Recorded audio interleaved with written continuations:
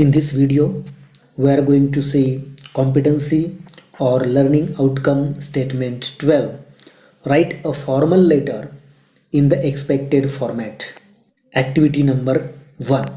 आजच्या व्हिडिओमध्ये आपण कार्यक्षमता किंवा अध्ययन निष्पत्ती विधान 12 अपेक्षित स्वरूपामध्ये औपचारिक पत्र लिहिणे या संदर्भातील ॲक्टिव्हिटी नंबर 1 पाहणार आहोत. And the learning outcome of this activity is to write SMS notes list neatly and legibly, understanding instruction, topic, layout of letter, difference between informal and formal letter, brevity of language. आणि या ॲक्टिव्हिटीसाठी असणारी अध्ययन निष्पत्ती आहे SMS notes list व्यवस्थितपणे आणि सुवाच्य अक्षरामध्ये लिहिणे, तसेच सूचना विषय पत्राचा आराखडा, अनौपचारिक आणि औपचारिक पत्रामधील फरक आणि भाषेमधील संक्षिप्तता समजून घेणे. Now let's see the instructions for students. आता आपण विद्यार्थ्यांसाठी दिलेल्या सूचना पाहू. इन्स्ट्रक्शन 1 पहिली सूचना आहे, understand the format templates of formal letter. औपचारिक पत्राचे स्वरूप आणि नमुना समजून घ्या. इन्स्ट्रक्शन 2 दुसरी सूचना आहे, यूज फॉर्मल लँग्वेज. औपचारिक पत्र लिहित असताना औपचारिक भाषेचा वापर करा. इन्स्ट्रक्शन 3 तिसरी सूचना आहे, opening sentence should explain the purpose of letter. पत्रलेखनाचा हेतू स्पष्ट होईल अशा पद्धतीने सुरुवातीचे वाक्य लिहा. Now we will see the learning activity. आता आपण लर्निंग ॲक्टिव्हिटी पाहणार आहोत, ज्यामध्ये आपणास फॉर्मल लेटरचा फॉर्मॅट अभ्यासासाठी देण्यात आला आहे. But here you must remember that when this question is asked in the question paper, you are given webs, ads, news item or pictorial information, and this question involves writing letters to officials or officers, editors of newspapers, etc. ज्यावेळी परीक्षेमध्ये या प्रकारचा प्रश्न विचारला जातो त्यावेळेस तुम्हाला web दिली जाते, ॲड म्हणजे जाहिरात दिली जाते, एखादी न्यूज आयटम म्हणजे बातमी दिली जाते किंवा चित्रमय स्वरूपामध्ये माहिती दिली जाते. या प्रश्नामध्ये आपण जी पत्र लिहितो ती पत्र एखाद्या अधिकारी व्यक्तीला लिहितो किंवा वर्तमानपत्राच्या संपादकाला लिहित असतो. Now see formal letter format. औपचारिक पत्राचे स्वरूप आता पहा. सुरुवातीला आपणास सेंडर्स नेम अँड ॲड्रेस, त्याचप्रमाणे डेट लिहावी लागेल. म्हणजे सुरुवातीला जो महत्त्वाचा भाग असणार आहे तो असणार आहे सेंडर्स ॲड्रेस, म्हणजे जी व्यक्ती पत्र लिहिणार आहे अशा व्यक्तीचं नाव, त्याचा पत्ता या ठिकाणी येणार आहे. आणि हे लिहित असताना प्रत्येक ओळीनंतर स्वल्पविराम देणं खूप महत्त्वाचं आहे, कारण अनेकदा विरामचिन्हाचा वापर विद्यार्थ्यांकडून केला जात नाही. पत्र पाठवणाऱ्याचे नाव आणि पत्ता लिहिल्यानंतर खाली डेट लिहा, म्हणजे दिनांक लिहा. नंतर जो महत्त्वाचा भाग येतो तो असतो रिसिव्हर्स ॲड्रेस, म्हणजे ज्या व्यक्तीला आपण पत्र पाठवतो त्या व्यक्तीचा पत्ता या ठिकाणी लिहायचा आहे. आता हे औपचारिक पत्र असल्यामुळे आपण हे पत्र एखाद्या अधिकारी व्यक्तीला लिहित असतो, म्हणून पुढे येईल टू म्हणून आपल्याला त्याची सुरुवात करावी लागेल. नंतर प्रत्येक ओळीनंतर या ठिकाणी देखील आपल्याला कॉमा म्हणजे स्वल्पविराम द्यायचा आहे, टू कॉमा. नंतर डेजिग्नेशन, त्या व्यक्तीचं पद काय आहे त्या पदाचं नाव या ठिकाणी लिहायचं आहे, पुन्हा कॉमा देऊन कंपनी नेम अँड ॲड्रेस, म्हणजे तो ज्या संस्थेचा किंवा कंपनीच्या ऑफिसमध्ये काम करतो त्या ऑफिसचं कार्यालयाचं नाव आणि पत्ता या ठिकाणी आपणास लिहावा लागेल. Then comes the subject. नंतर आपल्याला त्या पत्राचा विषय लिहावा लागेल. नंतर येणारा भाग आहे सॅल्युटेशन. सॅल्युटेशन म्हणजे अभिवादन करणारा मायना. आता हा मायना लिहित असताना तुम्ही सर किंवा मॅडम, डिअर सर किंवा डिअर मॅडम, तसेच रिस्पेक्टेड सर और रिस्पेक्टेड मॅडम अशा पद्धतीने हा मायना लिहू शकता. Then comes the body of letter. नंतर महत्त्वाचा जो भाग येतो तो आहे body of the letter. Here you are expected to write 2 or 3 paragraphs. या ठिकाणी 2 ते 3 परिच्छेद तुम्ही लिहिणं अपेक्षित आहे. और it should include the reason behind writing the letter. त्यामध्ये आपण पत्र का लिहित आहोत त्यामागील कारण किंवा हेतू स्पष्ट होणे महत्त्वाचे आहे. The letter should be concise. म्हणजे पत्र या ठिकाणी खूप लांबवायचं नाही, तर ते संक्षिप्त स्वरूपामध्ये लिहिलं जाईल याची आपण काळजी घ्यायची आहे.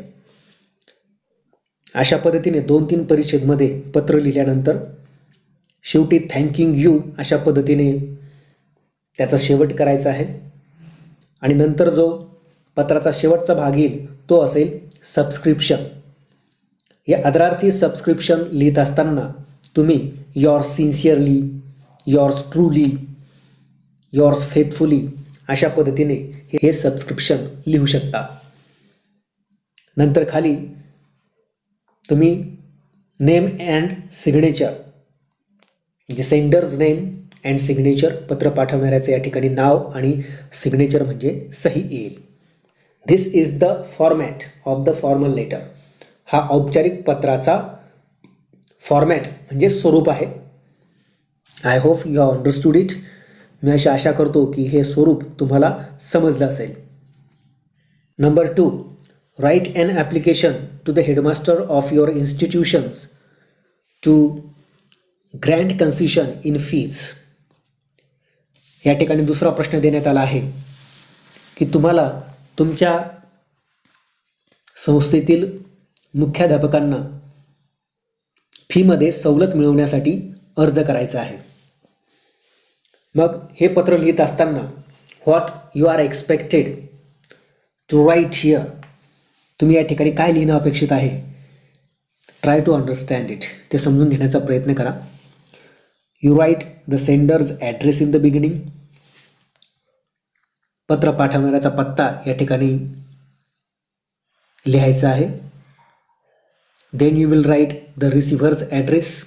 मग या ठिकाणी तुम्ही ज्या व्यक्तीला पत्र लिहिणार आहात त्या व्यक्तीचा या ठिकाणी पत्ता येईल. म्हणजे या ठिकाणी टू कॉमा देऊन खाली the headmaster comma school name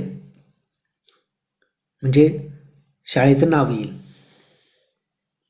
then you write the subject. नंतर खाली सब्जेक्ट लिहायचं आहे. Application for concession in fees. फीमध्ये सवलत मिळवण्यासाठी अर्ज. खाली ॲप्लिकंट म्हणजे अर्जदार. फी सवलतीसाठी अर्ज करणाऱ्या व्यक्तीचं नाव या ठिकाणी लिहायचं आहे. नंतर सॅल्युटेशन डिअर सर कॉमा आणि खाली 2 ते 3 परिच्छेदमध्ये तुम्हाला हे पत्र लिहायचं आहे.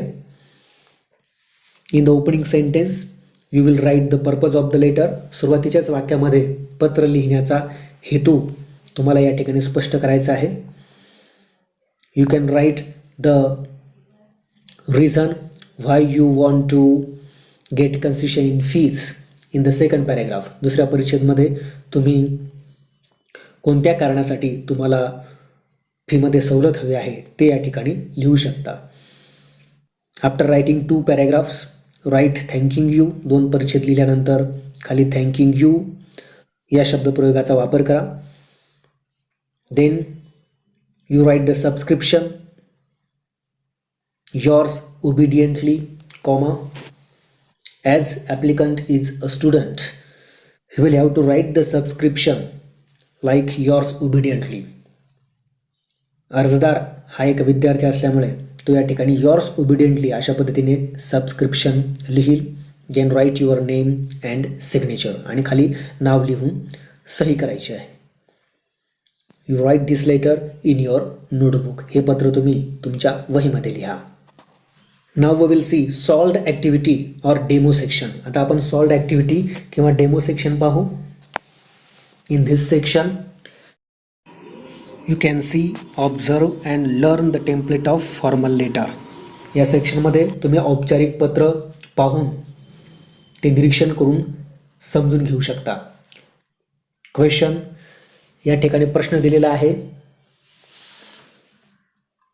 Write letter to the chief officer PCO Nagpur appealing to him or her to celebrate Diwali festival without crackers and stop air pollution. या ठिकाणी प्रश्न देण्यात आला आहे की तुम्हाला पोल्युशन कंट्रोल ऑफिस नागपूर, म्हणजे प्रदूषण नियामक मंडळ नागपूर या ठिकाणी असणारे मुख्य अधिकारी द चीफ ऑफिसर यांना पत्र लिहायचं आहे आणि त्यांना विनंती करायची आहे की त्यांनी फटाकेमुक्त दिवाळी साजरी करण्यासाठी आणि हवा प्रदूषण रोखण्यासाठी जनतेला आवाहन करावं. तर आता आपण बघूया कशा पद्धतीने हे पत्र लिहिण्यात आलं आहे.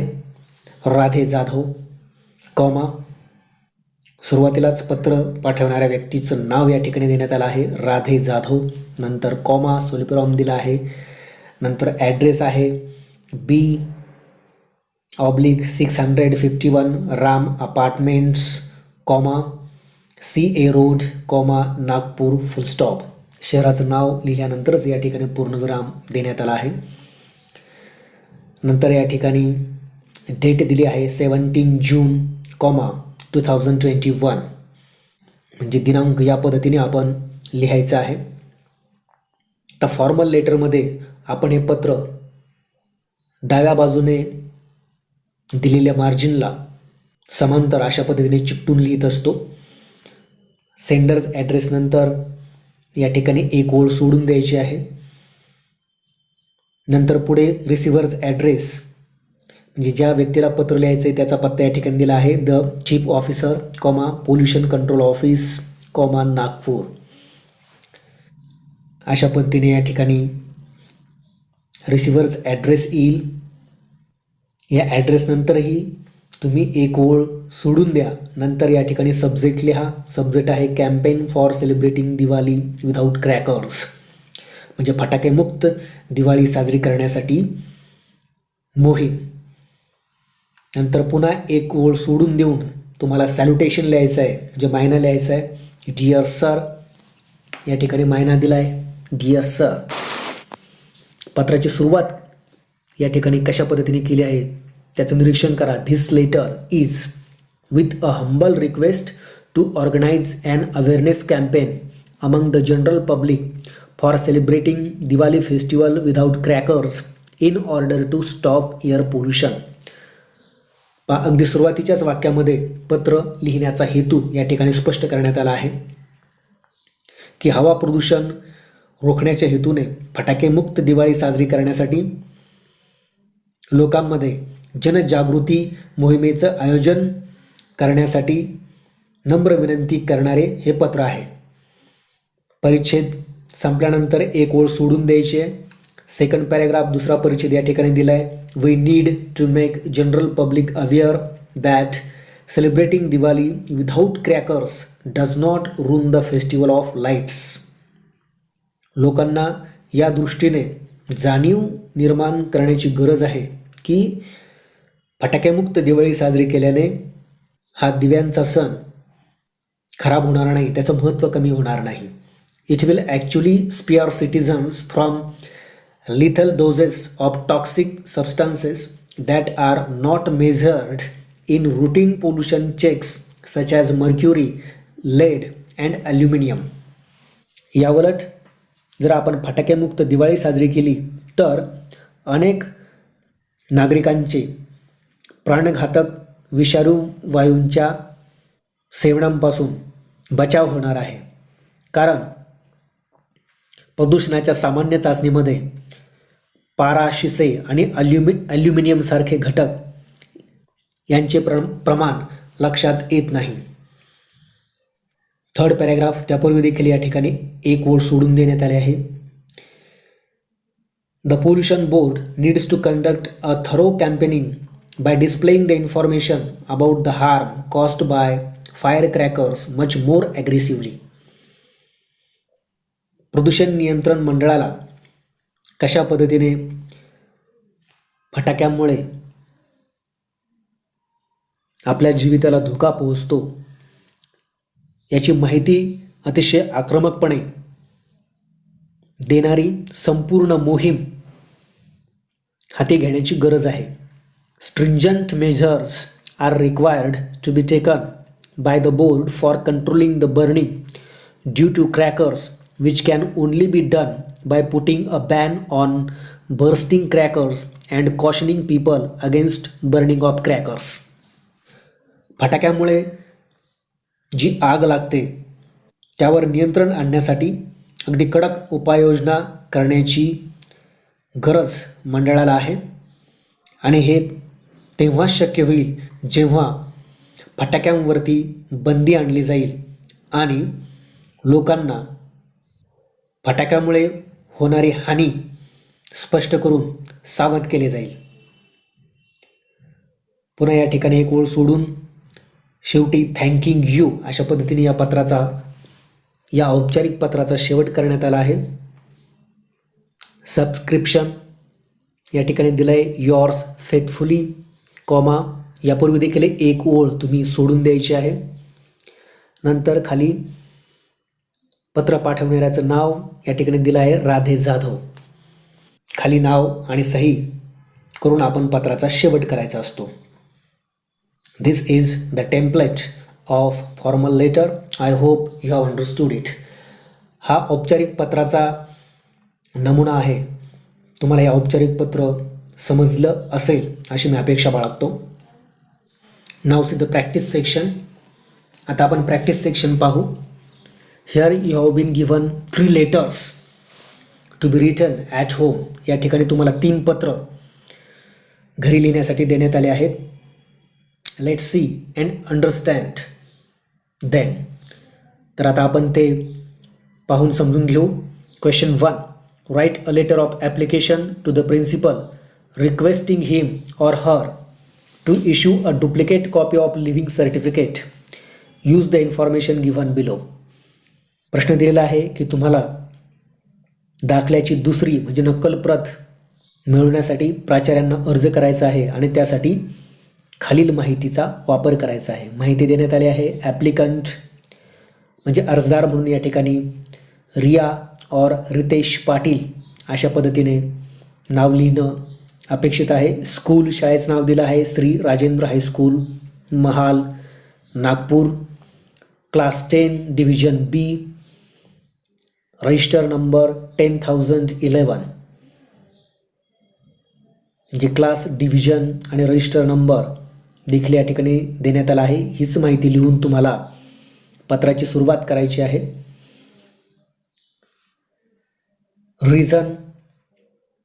रिझन काय लिहायचं आहे पत्र लिहित असताना, तर qualified for abroad scholarship examination म्हणजे तुम्ही परदेशातील शिष्यवृत्ती परीक्षेसाठी पात्र झाला आहात. And you have to submit the documents आणि तुम्हाला तुमची कागदपत्र जमा करायची आहेत, त्यांची पूर्तता करायची आहे.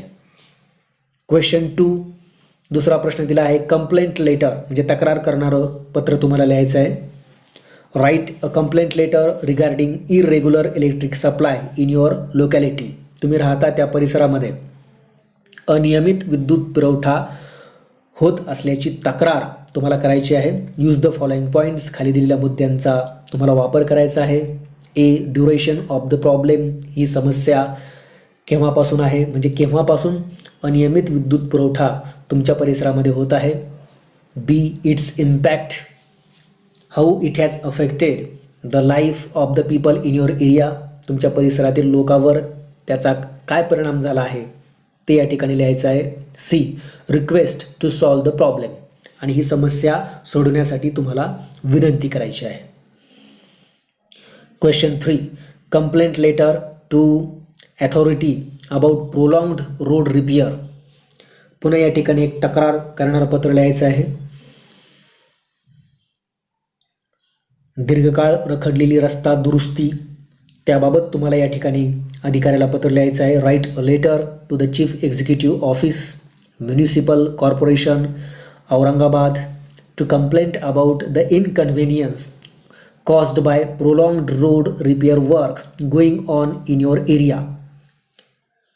म्हणजे तुम्हाला या ठिकाणी हे पत्र चीफ एक्झिक्युटिव्ह ऑफिसर म्हणजे मुख्य कार्यकारी अधिकारी म्युनिसिपल कॉर्पोरेशन औरंगाबाद महानगरपालिकेच्या मुख्य कार्यकारी अधिकाऱ्याला तुम्हाला हे पत्र लिहायचं आहे. तुमच्या परिसरामध्ये रस्ता दुरुस्तीचं काम खूप काळापासून चालू आहे आणि त्यामुळे तुमची जी काही गैरसोय होत आहे त्याबद्दल तक्रार करणारं पत्र तुम्ही या ठिकाणी लिहिणं अपेक्षित आहे. Now see the evaluation section. आता आपण इव्हॅल्युएशन सेक्शन पाहू. You must know how the marks are allotted for this question. या प्रश्नासाठी गुणांची विभागणी कशी केली जाते हे देखील तुम्हाला माहीत असणं खूप आवश्यक आहे. Sender's address and date. पत्र पाठवणाऱ्या व्यक्तीचा पत्ता आणि दिनांक व्यवस्थित लिहिल्यानंतर you will get half mark. तुम्हाला अर्धा गुण मिळणार आहे. For recipient's address you will get half mark. ज्या व्यक्तीला पत्र लिहायचं आहे त्या व्यक्तीचा पत्ता व्यवस्थित लिहिल्यानंतर त्याला अर्धा गुण मिळणार आहे. Subject half mark. सब्जेक्टसाठी अर्धा गुण आहे. Main body 2 marks. नंतर खाली 2 ते 3 परिच्छेदमध्ये आपण पत्राचा आशय लिहिणार आहोत त्यासाठी 2 मार्क आहेत. सबस्क्रिप्शन और क्लोजिंग आदरार्थी सबस्क्रिप्शन लिहिण्यासाठी तुम्हाला हाफ मार्क म्हणजे अर्धा गुण आहे. आणि ग्रामर म्हणजे इंग्रजी व्याकरणाचा वापर तुम्ही कसा केला आहे त्यासाठी 1 मार्क म्हणजे 1 मार्क आहे. अशा पद्धतीने यू हॅव टोटल 5 मार्क्स. या प्रश्नासाठी तुम्हाला 5 गुण आहे. Diksha video e content QR code सेक्शनमध्ये दिलेल्या QR कोडमधील व्हिडिओ अवश्य पहा. By doing this activity you will learn to write a formal letter in the expected format in formal English language.